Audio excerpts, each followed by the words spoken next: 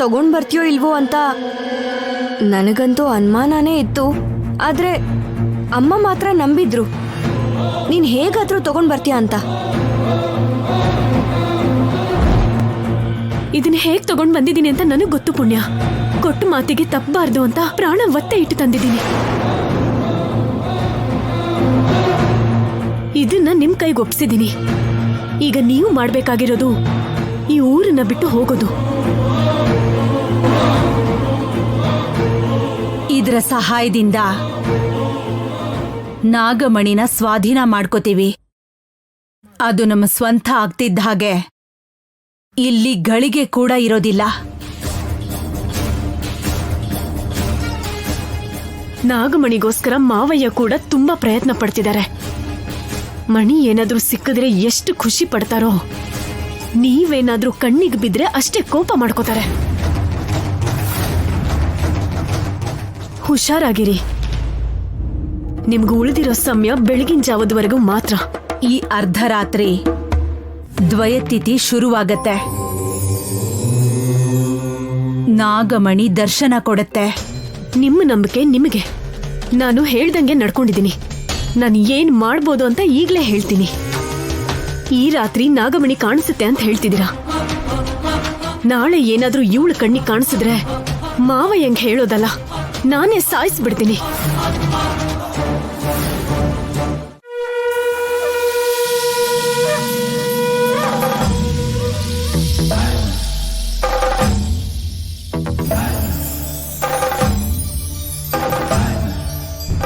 ಅಮ್ಮ ಹೇಳ್ದ ಹಾಗೆ ಖಂಡಿತ ನಡೆಯುತ್ತೆ.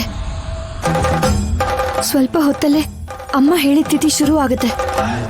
ಅಂದ್ರೆ ನಾಗಮಣಿ ದರ್ಶನ ಕೊಡೋ ಬ್ರಹ್ಮ ಮುಹೂರ್ತ ಹತ್ರ ಬರ್ತಿದೆ ಅಂತ ಆಯ್ತು.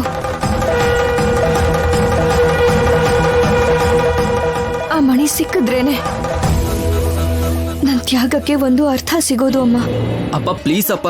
ಅಪ್ಪ ಸುಮ್ನೆ ನಡಿಯೋ ಅಪ್ಪ.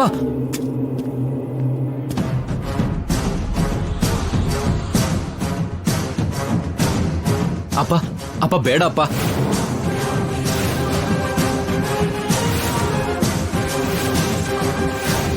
ಅಪ್ಪ ಅಪ್ಪ ಬೇಡ ಅಪ್ಪ.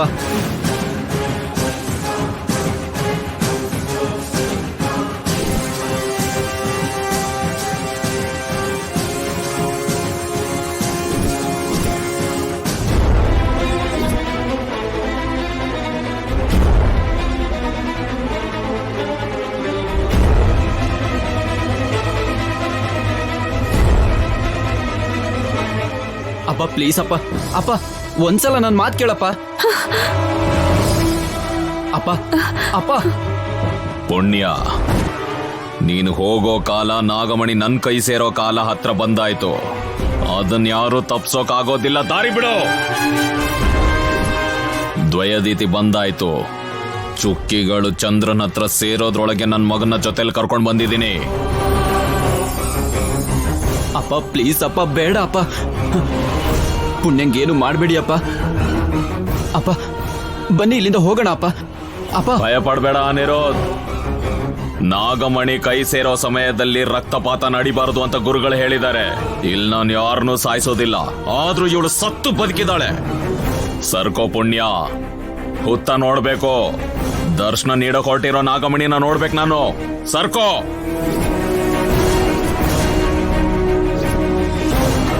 ಕ್ಷಮಿಸಿ ಯಜಮಾನ್ರೆ,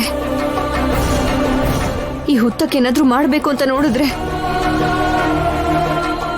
ನಿಮ್ ಮೇಲಿರೋ ಗೌರವ ಮರ್ಯಾದೆನೂ ಕೂಡ ನಾನು ಮರ್ತು ಹೋಗ್ಬಿಡ್ಬೇಕಾಗತ್ತೆ. ಹೆದರ್ಕೋಬೇಕಾಗಿರೋ ಹುಡುಗಿ ಏನೋ ಎದುರು ಮಾತಾಡ್ತಿದ್ದಾಳೆ. ನನ್ ದಾರಿಗಡ್ಡ ಬಂದ್ರೆ ಕುಲಗುರುಗಳಿಗೆ ಯಾವ ವಿಷಯಕ್ಕೆ ಮಾತು ಕೊಟ್ಟಿದ್ದೀನೋ ಆ ಮಾತನ್ನ ನಾನು ಮರಿಬೇಕಾಗುತ್ತೆ ಅಂತ ಅರ್ಥ ಆಗೋ ತರ ಹೇಳು ಅನಿರೋಧ್. ಪುಣ್ಯ ದಾರಿ ಬಿಡು. ಅಪ್ಪನಿಗೆ ಎದುರು ಮಾತಾಡ್ಬೇಡ. ಬಾಯ್ ಮುಚ್ಚು.